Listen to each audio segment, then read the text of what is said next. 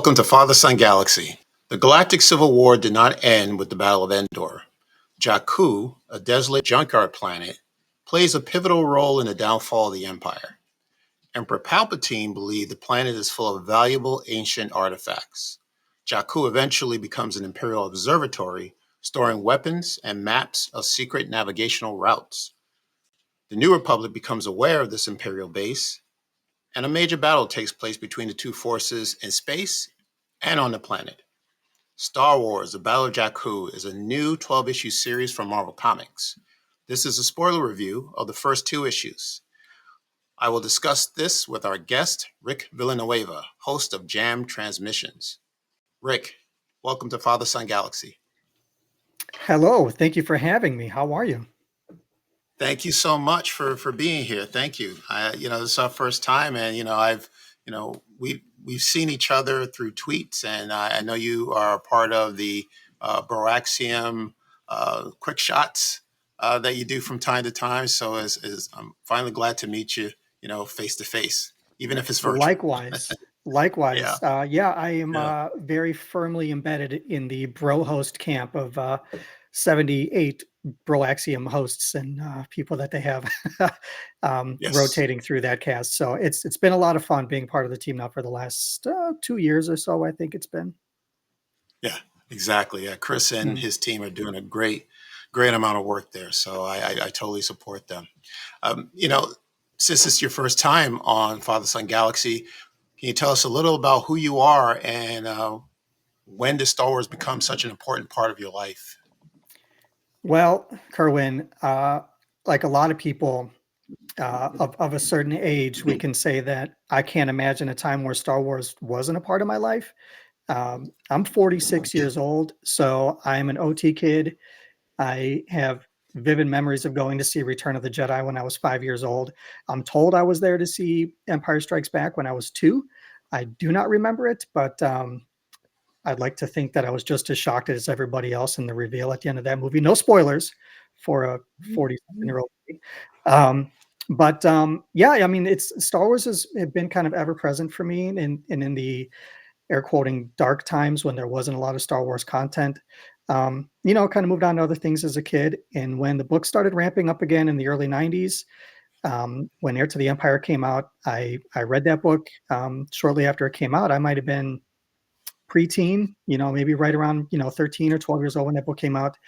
And I had some intervening highs and lows with Star Wars, but once the sequel trilogy started picking up again, I found myself both feet just jumping in. And I'm one of those sickos that when they relaunched the comic titles in 2015, made a commitment to myself. I said, if we're going to be involved in this, we should try to read everything that there is. And so far, I've pretty much kept to that. So I no longer buy physical comics. I read digital comics now because I don't have the room for any more comics. We just went through a move, and this door right next to me is my closet, and it is full of boxes that I'm not going to open because it's all going to fall out if I decide to open this door. So I have a lot of books, a lot of comics. I always get excited with new Star Wars, and the fact that there's comic books coming out as often as they do, it's reason to stay excited with new content. I know there's been a lot of highs and lows with the TV stuff and all the ins and outs of the showbiz side of things, but books and comics have always been the thing that have kept me grounded. And I think it's another way for us to stretch our imagination too when you're reading it from the page as opposed to having it on a screen. So, and this series in particular that we're going to be talking about has me really excited getting into that post Endor time, right after the Return of the Jedi. So yeah, I'm really excited to talk about this and to talk with you. Like you said, first time meeting kind of face to face here. So I'm excited. I'm just excited in general about all of this stuff. I love Star Wars. Yeah, your journey sounds a lot like mine. I'm a little bit older than you. My first Star Wars film was The Empire Strikes Back. That was in 1980, and even though I was 12, I couldn't get what was happening even at that age. I just couldn't follow because I didn't see the first Star Wars.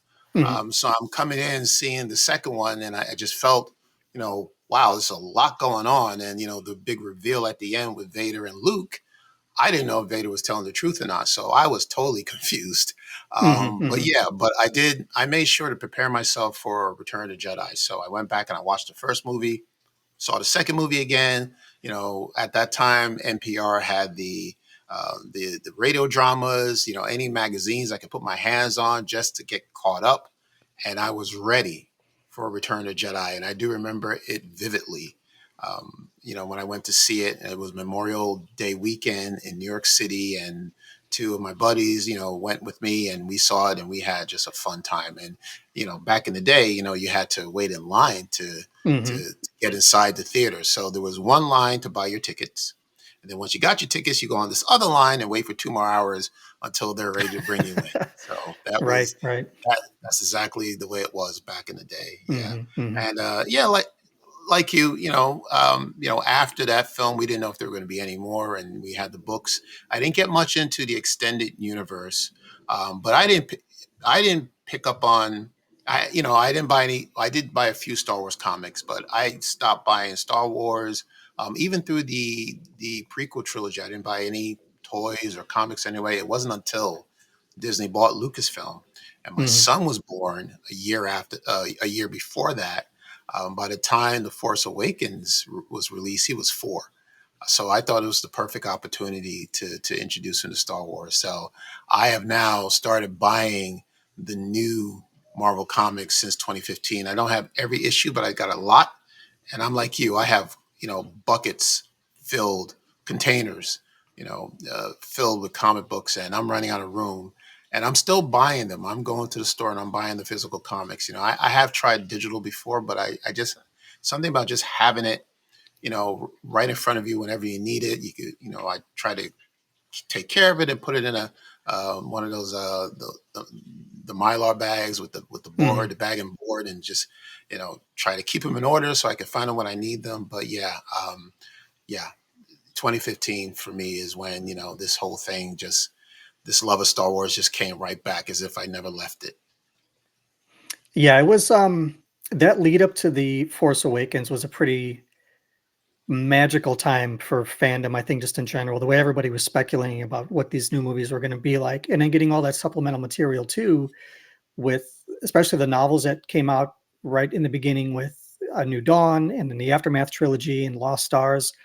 All of those kind of hitting early on, helping to fuel the speculation of who are these people, how are they going to connect, and then by the time that first trailer came out for The Force Awakens, which believe it or not, it was 10 years ago this month, at the end of this month. I don't know where time is, but um, yeah. And, the same thing like with your son, my son was just shy of 6 when The Force Awakens came out. So his birthday's in February and the movie came out December.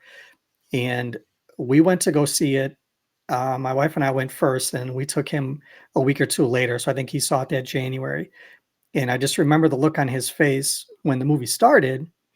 Um, when the crawl happened, I just turned and I looked at him and just saw him reading the words on the screen, and like his jaw was open. He was just like enamored by the words and the music. And like as a father, I know this feeling too. Like when they get into it, or regardless of what it is, if it's Star Wars or something else, when their excitement reaches a peak or their attention is so engrossed by this thing that you can feel their excitement. You know what I mean? Like, so for me, yeah, well, having already seen that movie, getting to see it through his eyes was like watching that movie again for the first time. And then when the movie ended and things happened with Ben Solo, with Kylo Ren and Han Solo, in that moment, I think he felt something was going to happen, and he was like, "Dad, I don't like this," and he kind of just grabbed my arm, and I was like, "I don't like it either, son." Like this, we saw it in the middle of the day at a little theater in the neighborhood that we lived in. It wasn't one of the big multiplexes, so there weren't a lot of people there. Um, and we walked out of the theater and we took a picture by the poster outside of the theater. And I said, "What did you think?" And of course, he was 5, almost 6 years old. He was like, "It's the best movie I've ever seen." He might have differing opinions now because he's 14, but at the time, it was a crazy experience to get to share that with him and go through all 3 of those movies, and well, actually all 5 of the Disney Star Wars movies with him, and feel that excitement with him kind of secondhand. It's been a ride, kind of doing it with him. I mean, as an adult, it's exciting, but to have somebody younger in your life and feel their energy off of it makes the experience that much more exciting and gratifying, I think.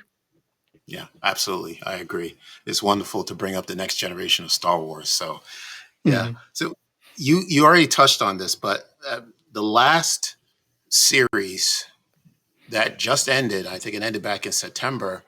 It took place between The Empire Strikes Back and Return of the Jedi. So Mhm. now you're right. We're in the series where we're actually now picking up new stories that are taking place immediately after Return of the Jedi, which I love it because this is what I've been waiting for. You know, I want to see more stories taking place between this time gap between 6 and 7 because I know you got 35 years of Mhm.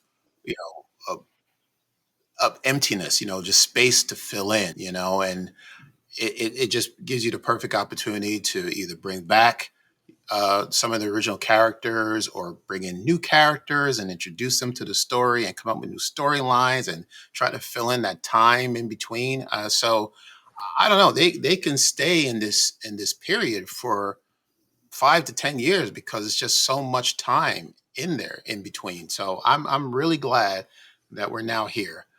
So I just wanted to hear more about were you expecting that the next series is going to take place between 6 and 7, and how do you feel about having these stories being told? Well, I was not expecting this to be the route. Chris from Broaxium and I did a show on their channel when the main run and the Vader run were ending a few months ago. I think it was end of July or August. We recorded a little bit about it. We were talking about what we thought it could be. And most of that conversation just ended up being kind of the highlights of the series that ended.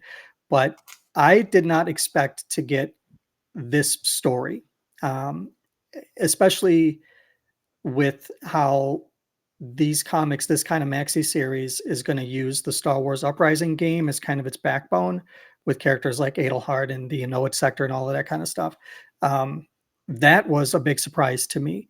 I'm glad that they're going this route because, like we're kids and thinking like, well, what did Luke do after Return of the Jedi? What happened to these people? And I remember like an interview that Mark Hamill did some years ago where he was saying, it's kind of like this opposite of the James Bond story where James Bond becomes 007 and we see him do all the cool stuff and be the spy and get into all of these entanglements, where Luke trains up to this point, becomes the Jedi, and essentially his story on screen ends. Um, so we're kind of left to our imagination of like how, and this is, in the time between Return of the Jedi and when the book started coming out to carry on his story.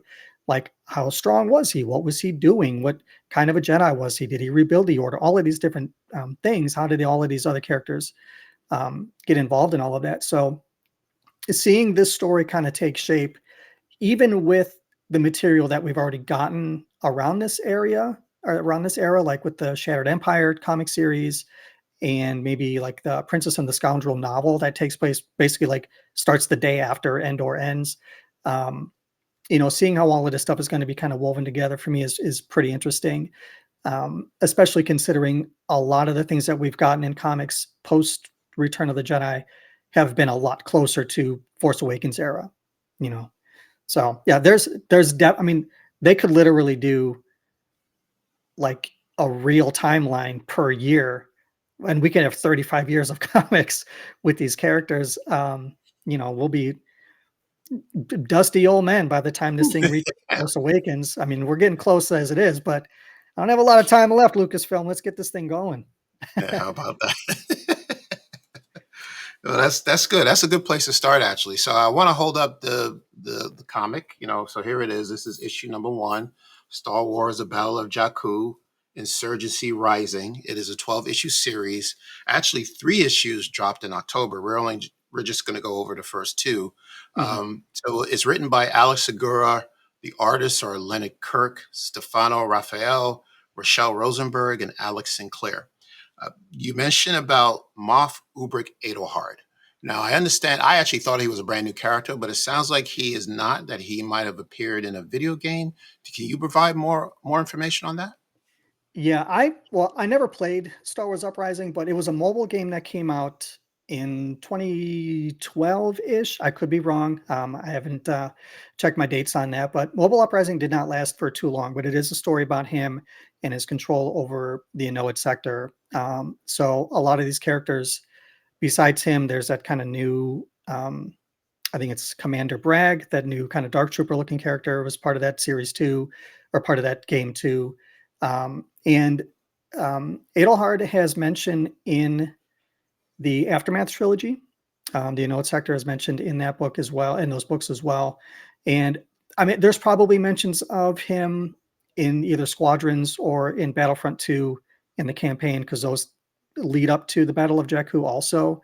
So there's already a lot of material around this area, this timeline, but not a lot of it that deals with kind of our big three of Luke, Han, and Leia. So I have some familiarity with Adelhard, but this is probably the biggest kind of examination of his character so far that I'm aware of in canon.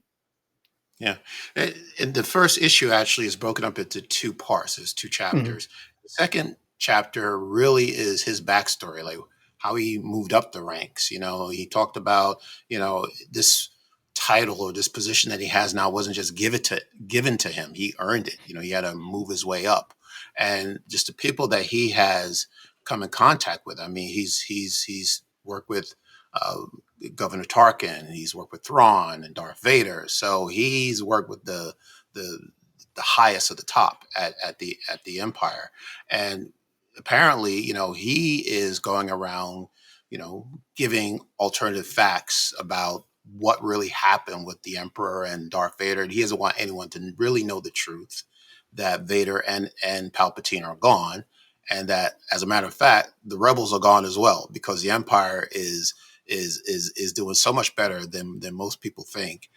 So they are well ahead. So I thought that was very interesting that he would take this position. But in order to maintain power, I guess that makes sense, to give the false impression that he has everything under control. Yeah, he essentially gaslit an entire Yeah. section of space, by saying, don't listen to what they're telling you. I'm in the Empire. We're as strong as we're ever going to be, or as we've ever been. And long live the Empire. And, just trust me, because I'm the guy, is basically what he's getting at.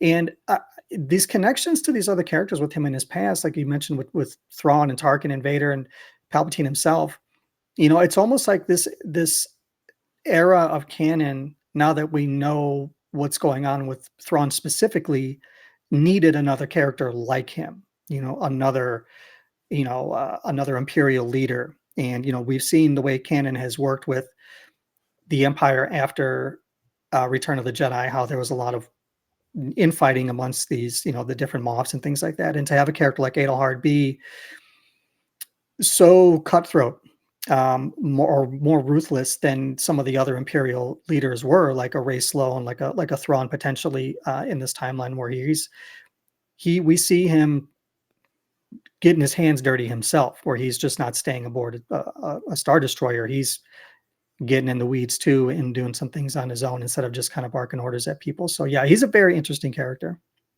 Hmm. That's a good point you brought it up about Thrawn. If just to make sure people know, at this point in time, we don't know where Thrawn is. Right at the end of Rebels, the last episode of Rebels, which takes place maybe a couple of years before the Battle of Yavin. He's gone, so he and Ezra are off, and they've taken off into hyperspace. We don't know where he is. We don't even know if he's alive. Mhm. So yeah, so it's good that we have a new character who is literally taking his place and is being this an intimidator, and again spewing this propaganda that's untrue. And I wanted to actually step back. You mentioned about the Annoyed sector. The Annoyed sector was actually, there's a history with that, and I'm glad that into they brought this up in the comic books, because it's canon. the Anoite sector was first heard in The Empire Strikes Back, when Leia and Han were looking for a place to to settle down. Right? They're on the run from the Empire, so they're looking for some place to just hide and regroup. And so they were looking in that sector, and one of the planets in that area, that outer rim, is Bespin. And we know that Bespin is where Cloud City is located, and Lando Calrissian is the administrator of Cloud City. So there's a connection there. So, and then what happened, if you saw The Empire Strikes Back, you know the story that, the Empire got there before Han and Leia did, and Lando turned on them. He offered up Han and Leia to Vader in exchange for just leaving his business alone, not touching Cloud City, no intervention. But of course, because Lando double crossed Vader, in turn, Vader took his revenge and brought in an Imperial army to take over or occupy Cloud City. And the person in charge of the occupation is Adelhard. So there you go. And he creates blockade, and no one is able to get any kind of messaging outside of Cloud City. So yeah, so he really just took control of that section, and nobody really knows what the truth is. They're just hearing what's coming from him, from Adelhard. Yeah, looking at the history of the Anoat sector and even some of the other worlds that are there, like, Hoth is part of the Anoat sector. And another place that we've heard from the Mandalorian is Burnin Khan, where one of the Operation Cinder missions happened. And just to get an idea of how ruthless somebody like Adelhard was to follow those orders for Operation Cinder on Burnin Khan, which again we know from Migs Mayfeld how bad it was. I mean, for him to shoot the Imperial officer in that episode of The Mandalorian in season 2, I think it was, tells you just how bad things were in that sector. If you want to get some feel for how shut off the Anoat sector was to the rest of known space after the Return of the Jedi. So yeah, things were bad in that whole area of space. Yeah. All right, let's talk about Luke and Leia. So of course they're there. This is, like you said, is right after the Battle of Endor. So they're still on Endor. Okay. And this conversation that Leia has with her father, her real father, of course, he is just ashes, and she is walking over talking to his helmet, or what was the remains of Vader. And she just shares some very personal moments about, how much pain and trauma that he's caused her over the years. I thought that was very interesting. What did you think of that conversation that Leia had with Vader? I love that moment for Leia. There's a kind of a parallel in the beginning of The Princess and the Scoundrel, where she approaches the pyre, and she has it's kind of like a retelling of the same moment, and she's angry. She is very understandably very angry, and you can see the differences between her and Luke, where Luke was there for the redemption. Luke got to see Anakin's mercy. He got to see that transition back into Anakin Skywalker, and it was easier for him to accept. Leia knows him as the person, or discovers that her father is the person who tortured Han, had a hand in destroying her homeworld. All of these terrible things that she had to endure as a young woman and a leader on top of it, to have this brave face, to still be the inspiration for people and still put out this air of hopefulness. And then to have this discovery that the person who did that to you, you share this genetic bond with, like her, she is angry. Like, there are much stronger words I can use for it, but she is not happy with confronting Vader in that moment. And it's a very cathartic moment for her to move past the moment, to move past the acceptance of this lineage. And it's something that haunts her for the next 30 years. I mean, we see the ramifications of that secret being held all the way through Bloodline, which happens, I think, 6 years before The Force Awakens. So it's a trauma that she holds for a very, very long time. But it is, like I said, it's cathartic for her. It's a moment of growth for her character to have that, because we do see her be this strong leader. There's a different kind of vulnerability in Leia to see her angry, because we don't, like, we see her mad at Han, but it's, you know, in that old Hollywood style, you know, the way George Lucas wrote their banter and things like that. But um, to see this like really, really deep seated hurt and anger come out in her, I think is another facet of her character that I don't feel got to see a lot of in the movies. Um, and I'm glad we were able to get it here in this way in both of these stories. Yeah, yeah, yeah. You're right. In the series, the trilogy, the original trilogy, she was more of the rebel leader, so she Mhm. really didn't have time to grieve. We didn't see it. So now that we understand that the battle is over, she's now reflecting and just taking the time to say, I can imagine like you're getting a lot of information given to you that Luke is your brother and your father is Darth Vader, and you just got married to Han and you want to start a life with him, and it's just a lot that's going on right now, and Mhm. so it was just you like you said, it was nice just to see her in a private moment, just really express her true feelings Mhm. about her father. And it's understandable, absolutely understandable, because well, I mean, we know, I mean, he's done a lot of dirty, terrible things to her people and her planet.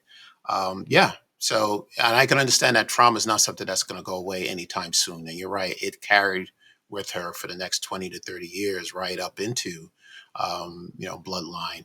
Uh, Now, Luke, as we would expect, sensed her anger, because he is a Jedi, and he can, he knows how to do that. And he approached his sister and offers to, train her, to help her maybe control that anger and maybe put it somewhere else, and to offer her training, which I thought was great because according to canon, in The Rise of Skywalker, we see that flashback of Luke and Leia training together. And so I would love to see that in the comic books. I think that would be great. And we know that it's short lived because um, soon after we found out that Leia was pregnant with Ben Solo. But at least we get to see maybe a little bit of how Luke passes on what he's learned from Yoda to her.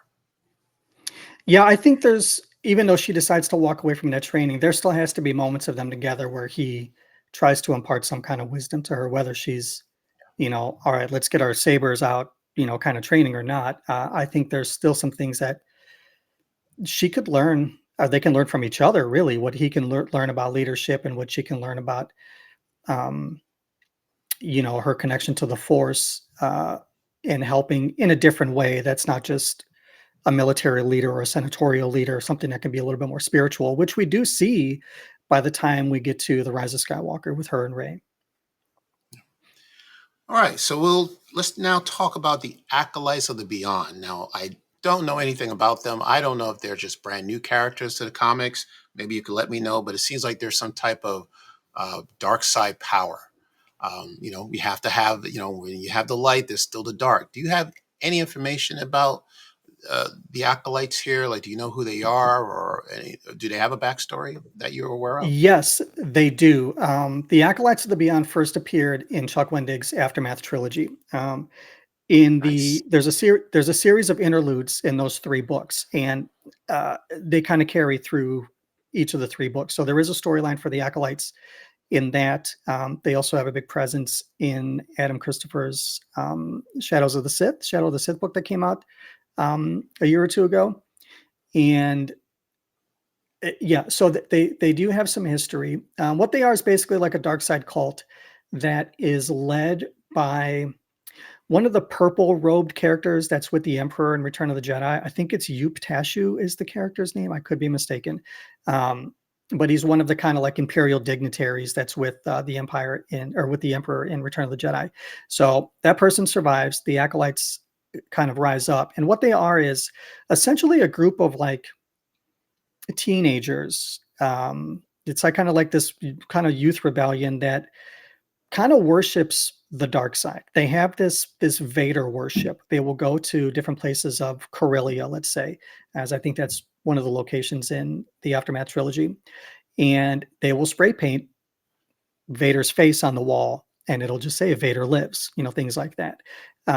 And they are basically charged with going and finding these dark side artifacts. And in Aftermath, they go and they like raid a like a storage facility, I believe it is, and they find a lightsaber, a red lightsaber, which they believe to be Darth Vader's lightsaber. Which it's never explicitly said that it is or it's not. I don't think it is, because why would it be where it is? But they believe that it is, and so they kind of carry on this dark side tradition. And from that, we can see there's a lot of gaps in the stories between this and the sequel trilogy, but how we get to all of the like the Sith Eternal that are on Exegol, and because they are these black robed individuals, and again, they're just kids who are kind of misguided or being manipulated to carry on these tasks. So if you want to know more about them, read the Aftermath trilogy. I just finished the Aftermath trilogy ahead of this comic series, so like a lot of that is still pretty clear in my head. But the Shadow of the Sith book has the main villain of the book is one of the acolytes of the Beyond that I believe is in the Aftermath trilogy. She's obviously older, so you kind of see the origins of her story in Aftermath, and then go into Shadow of the Sith. There's a story with, I think it's her boy. I don't want to get into specifics, so I might forget some of the details, but she's not a good person. I think her name is Reza, Reza, I think is her name. She wears this mask that was like an ancient Sith mask. That was something that the acolytes found. So yeah, there is quite a bit of story for them. But to see how they're being used in this comic right now, very, very early on for them, is pretty interesting to see how things are kind of coalescing within the acolytes themselves. So there's a character named Reyna Oskure. Is she a part of the acolytes, or is she somehow working alongside them, or she's working independently?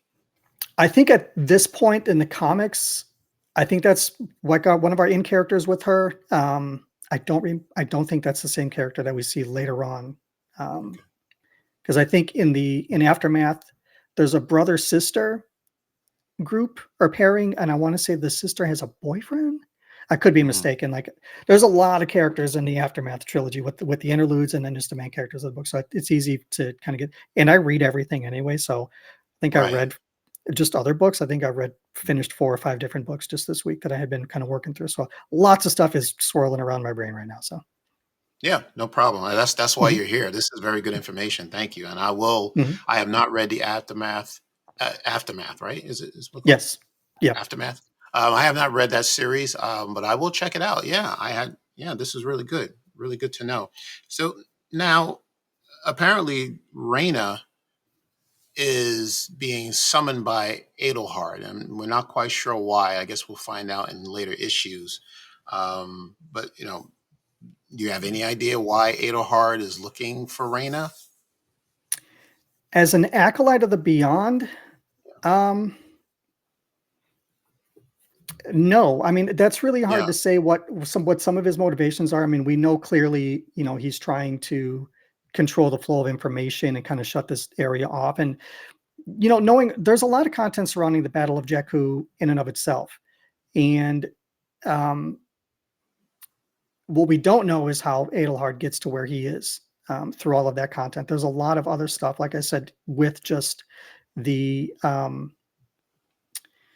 the in the Aftermath books themselves that that gave us all of these clues, but we don't know specifically what it is that he's trying to do as far as this consolidation of power. Because we know how things work with characters like Gallius Rex in the Aftermath trilogy, and with Ray Sloan, who I need more of. I love Ray Sloan as a character. She goes all the way back to the A New Dawn novel, which takes place shortly before Rebels. She's been in the Empire a very long time, but yeah, it's hard to say what he would want, at least as I'm putting it together with the acolytes yeah, this early on. And I mean, come on, we've got what 9 more issues to go, or 8 more sure. issues to go to find out this Yeah. information. So, All right. It's leaving a door open. I just found it very interesting. I like to know what the two have in common, what their connections are. All right. One last character I want to talk about in issue number 1 is a B-wing pilot, Ren Zanat. Now we saw at the very beginning of the issue, she is ambushed by Adelhard and the Empire, and it looks like her ship went down. I mean, in a huge explosion, but she survived. She finds a way to Endor. I find that interesting. Like, if someone was going to survive something like that, you would think this person might be force sensitive. Did you get that? Am I looking into it too much, or how did this pilot survive that crash, that explosion? I think Star Wars has trained us to think this way. Uh, So you're not out of line in thinking that. Um, my thinking raises some suspicions, from where she crashes in the Inowit sector to get back to Endor. Um, I don't want to say it feels convenient. And I say that in a very suspicious way, not to just like, oh, she just ended up back with Rose. I mean, like, how did she get back there? Not so much how did she survive, but because she is clearly shot down, but um, how she gets back is kind of raising some suspicions for me. And I'm not saying I don't trust her, because so far she seems to be doing pretty well, and we'll get into issue 2 in a second. But um, yeah, it's just knowing how the Empire is working at this time, where they are not as centralized as they had been. It's not, they don't have the same kind of control that they had before. That different tactics would have to be used, and we don't see a lot of Imperial infiltration into the rebellion or republic. We tend to see it the other way around. So I think it would be an interesting twist on that kind of infiltration, kind of spy work, if that's what's happening, if she was somehow persuaded to work with Adelhard and the Empire, or his remnant of the Empire. So I don't know. That's just me spitballing. I could be way wrong. And I want to be wrong because I like her as a character, but Star Wars writers know how to hurt us in some fantastic ways. So yes, that's true.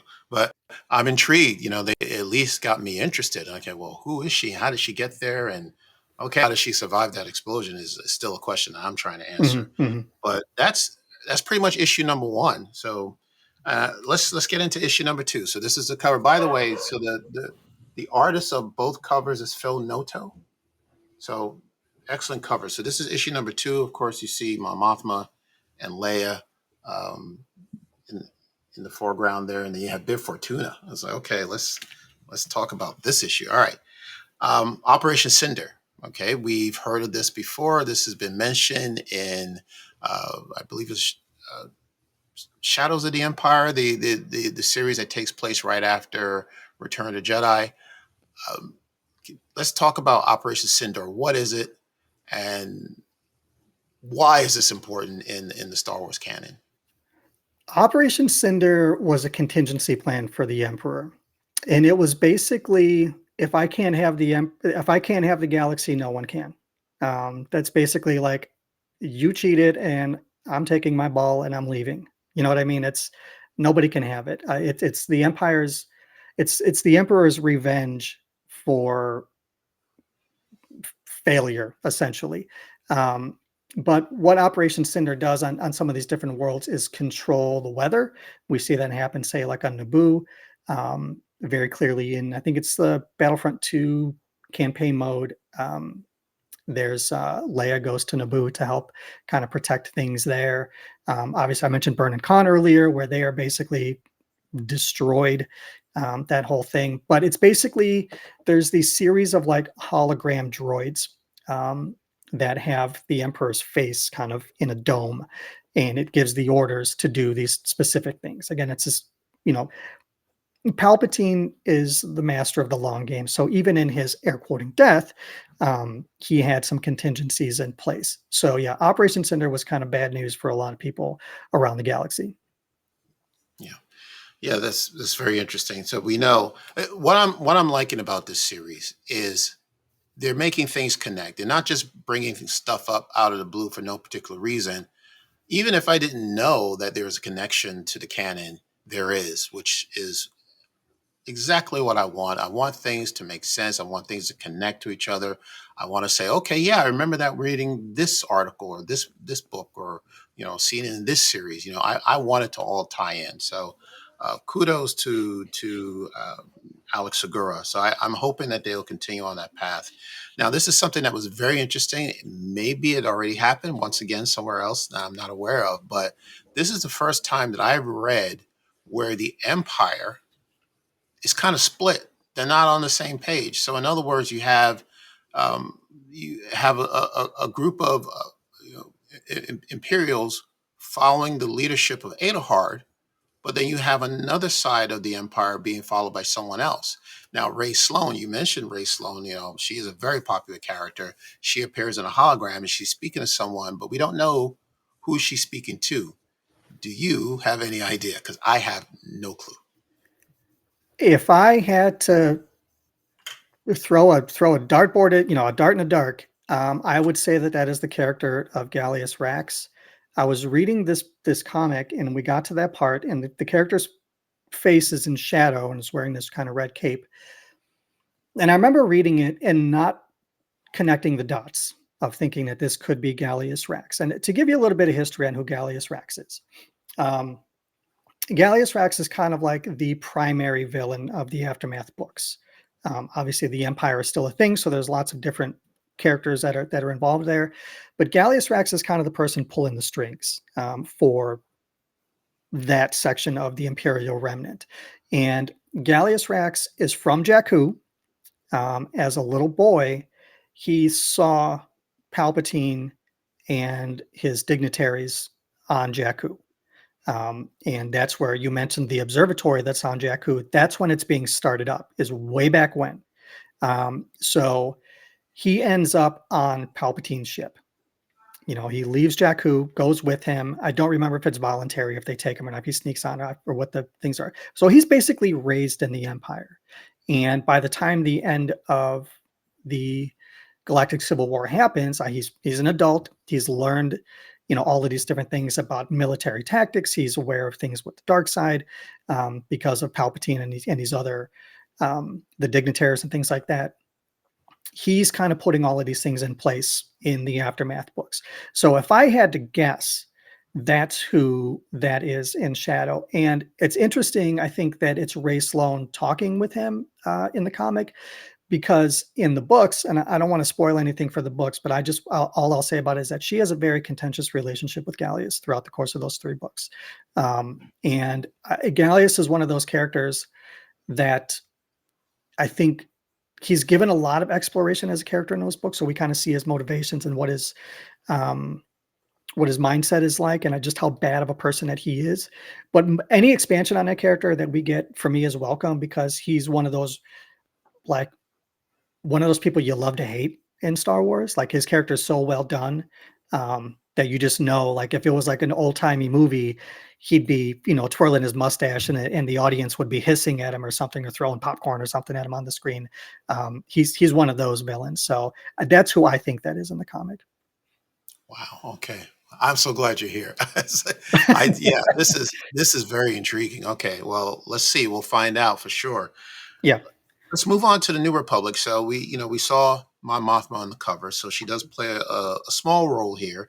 She's having a conversation with Leia and a military leader, and they make the decision to put together a small ragtag group of rebels or resistance fighters to go out to anoint Sitter and find out what exactly is happening. And so let's look at some of the names that are here. Some of them are familiar with me. There's one that may not be. So maybe you could fill me in. So we know Rin Zinat. She is the B-wing pilot that was shot down in the first issue. Kes Dameron. We know Kes Dameron is the father of Poe Dameron, and he made his first appearance in Shadows of the Empire back in 2015. Jarrett Yeager, a character from Star Wars Resistance, which is pretty interesting, is one of the pilots chosen. And the last person, Teresa Alhern. Do you know anything about Teresa Alhern? I do not. I don't know if Okay. she's a new character for the series or not. So the name didn't sound familiar to me.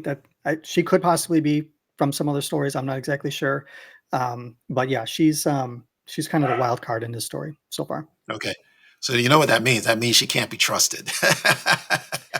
Yeah, I mean, The I was least we know thinking, about the person, the least trustworthy this person is probably going to be. yeah, I mean, I was thinking that way with Rin Zinat, but Who knows? I mean, I guess we know we can trust Kes Dameron, and I'm pretty sure we can trust J.R. Giger. Those two are some pretty solid dudes. But yeah, I mean, who knows what can happen Yeah. in these remaining issues. Nice. Okay. And then let's talk about finally the criminal underworld. Like, where do they, why are they in this story? What role are they playing? So there was a scene where these criminals make their way into Jabba's palace, and we already know that Jabba's gone. Bib Fortuna has taken over the throne, and they're kind of fearing what's going on. Well, what's happening with Adelhard. Looks like they're on Adelhard's side of continuing the reign of the Empire. But do you have anything further about why these criminals are being introduced in this series? There is a lot of the underworld happening post Return of the Jedi. We see, going back to the Kira trilogy of comics with the Crimson Reign, Crimson Empire, that kind of stuff. That there's a lot of turmoil in the criminal underworld that she causes to happen, all of that to happen, so that she can get to the Emperor and do all of this crazy stuff that she does. Kira's a fascinating character. That's a discussion for another time. Yes, I love Yes. her. But post Return of the Jedi, in the fractious nature of how the Empire is, the criminal underworld kind of acts with a little bit more impunity. They don't have the same regulations or business ties, if you will, that they did with the Empire. And that's where we see Bib Fortuna is kind of like, oh, status quo. Adelhard's still doing a thing. We still make money doing what we're doing. Everything's good. We don't need any changes here. And we see the Spice Runners of Kijimi, who are that's a group that's in the book here, come in and basically like, we can kind of shake things up a little bit. We can make this work to our mutual benefits here. What's interesting about the Spice Runners of Kijimi's at this time is that these characters pop up in Alex Segura's Poe Dameron novel, Freefall, that takes place, shortly. It's a couple years. It's well after this. Poe is in his teens at that point in time, but we get to see his relationship with oh boy, I forget what her name is in The Rise of Skywalker. That Zori. Wears the same helmet. Zori, yeah, Zori Bliss. Zori Bliss, yeah. Yeah, and this is her mom in these comics. Yeah, that's the relation there. So we see the transition from or how Zori kind of comes into her own in that Poe Dameron book. And I got to meet Alex last year at Motor City Comic Con. And I was talking to him. He signed my copy of the book. Super nice guy. One of the best dudes I've ever met. I have a lot of signed books and I've met a lot of people. Alex was wonderful. Buy his stuff. Buy his Dick Tracy run that he's doing right now with Michael Morisi. It's a fantastic work. Anyway, so I was telling him how much I enjoyed. He did a one-shot last year for Return of the Jedi. And in that book, it had some of these characters also. The character of Tommaso, and I forget the Klatooinian, I think, are in that comic as well. And I was like, I just love that you were able to have these characters kind of bridge over because I enjoyed them so much in Freefall. And he didn't say anything afterwards, but he kind of gave me this knowing look of like, oh, I'm glad you really like those characters. And obviously in his head, this story had to have been planned at some point, late last year. So knowing we were going to see more of these characters, I'm sure he was kind of like, okay, all right, just keep your eyes open. He didn't say anything, but I think that's what his eyes were kind of telling me at the time. So yeah, so we see how these divisions are kind of happening within the Empire. Like you said, there's kind of two sides, and how these the criminal underworld is kind of taking advantage of it, trying to in their own way. And we also, again, going back to Aftermath, there's a group of pirates in the book who are also trying to take advantage of these changes within the power dynamic of the galaxy, which could then lead to some of the crazy shenanigans that we might see in Skeleton Crew. So you're talking about all these connections. They are all around us. Yes. They're everywhere. Wow. So it is cool to see all of this stuff kind of coalesce into these different stories that way. Yeah. You know what? It kind of makes sense because the Empire has so much of a hold on everything in the galaxy. They ran it all. And now that they're Mhm. gone, people are just trying to get a piece of the action. You know what I mean? Right, They're just right. trying to make a name for themselves. So yeah, so you're going to have people from all across the galaxy just coming out and just trying to, profit now that the empire is, supposedly no longer in existence. So I'm fascinated with this story. Like I said, I've been waiting for this series, something to take place after Return of the Jedi. And Alex Segura is a very talented writer. I don't think I've even read anything else by him, but I will definitely look into more of his work. He's just an awesome writer. So Mhm, this is mhm. good. I, as I said earlier, issue number 3 dropped just last week. I think October 30th. Do you have it Yep, already? Did you? Okay. Is there yeah. anything that you can? Okay. Is there anything that you can, give us a preview of what happened without giving away any spoilers? There, for people who are familiar, there is a little bit of overlap with um, Luke's story in Battlefront 2. If the planet Pilio means anything to anybody, there is a very, very cool scene in the game where Luke is there looking for some things. So there's a little bit of a crossover with that particular storyline. We do get some more with Adelhard in issue 3. And again, seeing kind of that ruthless side of him. And I don't, I feel bad about like, and the comic is out there, so I mean, I'm assuming a lot of people have already read it, but I don't want to spoil it for anybody who hasn't read it. But there's a new threat, I will say, that pops up in this book that might give a character like Luke Skywalker a little bit of cause for concern. I don't want to say anything more than that, so I'll let people read it, and they can come to you and tell you what they thought about what I had to say about this book going forward, or Interesting. find me. I'm on the socials too. You can come and talk to me about these books too. I love talking about this stuff. Yeah, I will. I'm hoping. My plan is I want to cover the entire series, and I like to just bring you back from time to time to just catch us up. Absolutely, I'd love to come back. Yeah, yeah. If your schedule permits, yeah. So this is awesome. Wow. Okay. All right. So I have it on hold. It's in my pull. I just haven't gotten to my comic book shop, but I will this week, and I can't wait to pick Mhm. it up. So this is wonderful. Thank you so much, Rick. This is great. So can't wait to continue speaking about this series with you. But yes, so this is the new Marvel series, Star Wars: The Battle of Jakku, Insurgency Rising. That was our spoiler review of issues number 1 and 2. Rick, where can people find you? Your wonderful listeners and viewers can find me on X right now at Cad Bane's Bounty, and on Blue Sky, also same handle. And you guys can follow the show on X. It's at JT Comlink. And on Blue Sky, it is at jamtransmissions.com, which is also the website for me. So all the links for everything are there. Links to episodes of my show where I do a lot of book reviews primarily. That's kind of all I have time for because I've been real busy, Kerwin. I don't know if you know how busy things can be, especially around the beginning of the school year for our kids and stuff like that. So I do have some book reviews in the works and some possible interviews coming up. The last interview I did was with Stephen Barnes about The Glass Abyss, which is about Mace Windu, which is a book I really, really enjoyed. So I would love to have some of your listeners come and check out my show as well. So thank you very much for having me. This has been a lot of fun.